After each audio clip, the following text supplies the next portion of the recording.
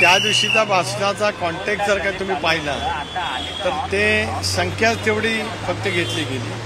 त्याच्या अगोदर जे काय बोलले होते किंवा त्याच्या अगोदरचं नंतरचे जे काय बोलले होते त्याचा त्याच्यामध्ये काही कुठे अंतर्भाव झाला नाही.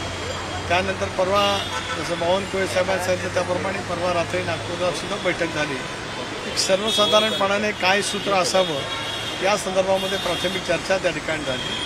आज त्याच अनुषंगाने पक्षाच्या बैठकीमध्ये सुद्धा आम्ही बसलो होतो त्यावेळेला त्या संदर्भामध्ये आम्ही त्या ठिकाणी चर्चा केली. प्रामुख्याने आम्हाला आता गणरायाचं आगमन होत असल्यामुळे काही काळ काही दिवस ही जनसन्मान यात्रा थांबवावी लागेल. त्या कालावधीमध्ये सुद्धा पक्षाला काय कार्यक्रम देता येतील. पक्षाचे विविध सेल आहेत, युवक युवती विद्यार्थी महिला इतर या सर्वांना सुद्धा काय काम द्यावं लागेल त्याच विषयाचं चर्चा आज आम्ही त्या ठिकाणी करतो. त्या ठिकाणी आपली ज्या पद्धतीनं 60 जागांच्या आसपास नाही, मी तेच उत्तर दिलं. 60 जागांच्या आसपास आम्ही लढणार होतो असं त्याच्याचा अर्थ नव्हता. बोलण्याचा मतीत अर्थ असा होता की 54 जागा मागच्या वेळेला आपण जिंकलेल्या होत्या. त्याचबरोबर ती आपल्यासोबत जे काही अपक्ष जोडलेले आहेत काही इतर जे काही जोडले आहेत ती 60च्या आसपास संख्या आहे. ते धरून तुम्ही पुढे चला असा त्या बोलण्याचा त्या ठिकाणचा त्या दिवशीचा उद्देश होता. शिंदेच्या शिवसेनेला जागा मिळते तेवढ्या प्रकारे आम्हाला मिळायला पाहिजे अशी भूमिका होती. विधानसभेला अशाच पद्धतीची ही भूमिका असणार आहे. असं आहे, लोकसभेच्या वेळेचं सूत्र मी आपल्याला सांगितलं की त्यावेळेला सिटिंगचं सूत्र होतं. स्वाभाविकपणाने त्यावेळेला राष्ट्रवादी काँग्रेस पक्षाच्या 2019लाच आलेल्या जागा 4 होत्या. शिवसेना आणि भारतीय जनता पक्ष मोठ्या प्रमाणावरती त्यावेळेला निवडणूक एकत्रित ठरलेलं होतं. त्यांना यश नरेंद्र मोदींच्या नेतृत्वाखाली प्रचंड प्रमाणावरती त्या कालावधीमध्ये मिळालं. स्वाभाविकपणाने त्यांच्या सिटिंग आमदारांच्या खासदारांची संख्या ही मोठी त्या ठिकाणी होती. ते सूत्र होतं.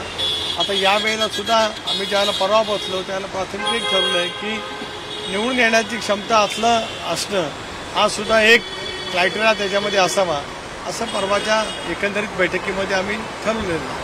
आजच्या बैठकीत जागा वाटपावरती निश्चित चर्चा झालेली आहे का? कारण छगन भुजबळ ही बैठकीला मी मगाशीच सांगितलं आपल्याला की आज आम्ही वेगवेगळ्या विषयांच्यावरती चर्चा केली आणि काय विषयांच्यावरती चर्चा केली ते मी मगाशी आपल्याला या ठिकाणी सांगितलं.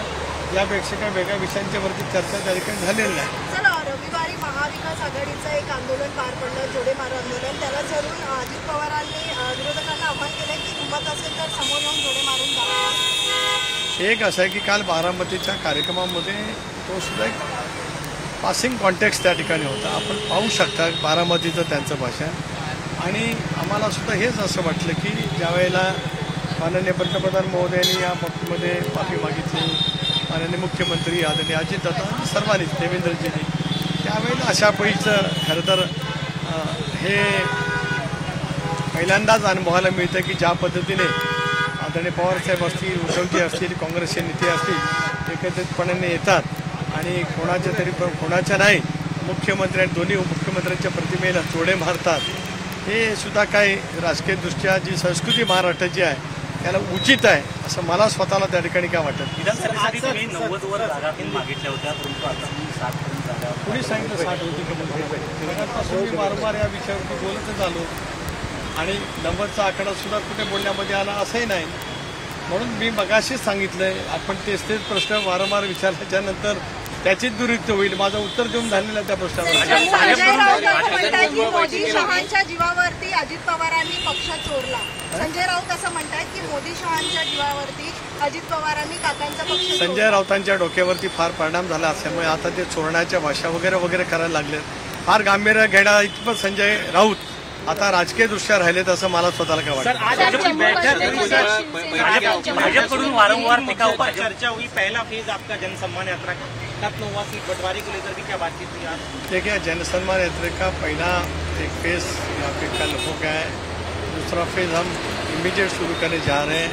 गणपति फेस्टिवल के लिए थोड़ा सा ब्रेक वहाँ पे हो जाएगा. तभी पार्टी की एक्टिविटी कहीं खंड न हो जाए इसकी जिम्मेदारी इसकी प्रिकॉशन हम सब वहाँ पे लेके जा रहे हैं. सीटों के बंटवारे के लिए 2 दिन पहले ही नागपुर में सीएम के रेसिडेंस पर शिंदे साहब थे, देवेंद्र जी थे, बावनकुळे साहब थे, आदरणीय राष्ट्रीय अध्यक्ष अजितदादा, प्रफुल्ल भाई मैं भी वहाँ पे बैठे थे. हम कुछ प्राथमिक चर्चा वहाँ पे की है, वो दौरान लेकर हम वहाँ पे चर्चा करते जा रहे हैं। सर एनसीपी का एक बड़ा वोट बैंक मुस्लिम वोट बैंक है, लेकिन आपके ही साथी दल है बीजेपी के विधायक सरेआम कहते हैं कि मस्जिद में घुसकर मारेंगे। क्या आप लोग चाहेंगे कि बीजेपी जो सर्वोच्च नेता है संध्याय विधायक? बिल्कुल इस बात की मैं निंदा करता हूँ। कोई भी विधायक, कोई भी पार्टी की संविधान के तौर पर ही उन्होंने बात करनी चाहिए। किसी की व्यक्तिगत स्वरूप से कुछ बात करनी है तो कर सकते हैं, लेकिन किसी धर्म की आलोचना करना ये ठीक बात नहीं है। मैं उसकी निंदा करता हूं। सर आपको लग रहा है सर इसमें से नुकसान उठाना पड़ता है? देखिए मैंने बोला ना, जब when I condemn that statement then why you are asking more, I flatly said ये बात अच्छी नहीं है। जे वक्तव्य नितेश राणेंनी केलेलं आहे ते वक्तव्य अत्यंत योग्य आहे, त्याचा मी तीव्र शब्दांमध्ये या ठिकाणी निषेध व्यक्त करतो।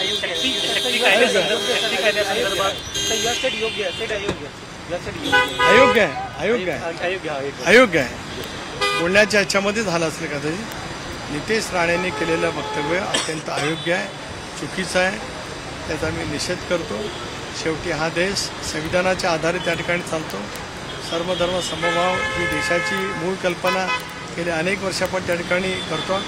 मतमतांतर असू शकतात, विचारधारा वेगवेगळ्या असू शकतात, या पद्धतीची वक्तव्य करणं हे अनुचित आहे।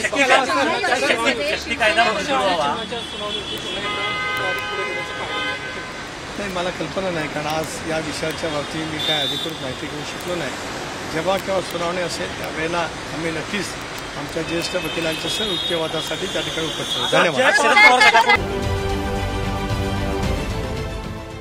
देश विदेशातील प्रत्येक घडामोडींचे लाईव्ह अपडेट मिळवण्यासाठी आता साम टीव्हीच्या सर्व सोशल मीडिया प्लॅटफॉर्मला लाईक, फॉलो आणि सबस्क्राईब करा। तसंच सर्व नोटिफिकेशनसाठी बेल आयकॉन प्रेस करायला विसरू नका।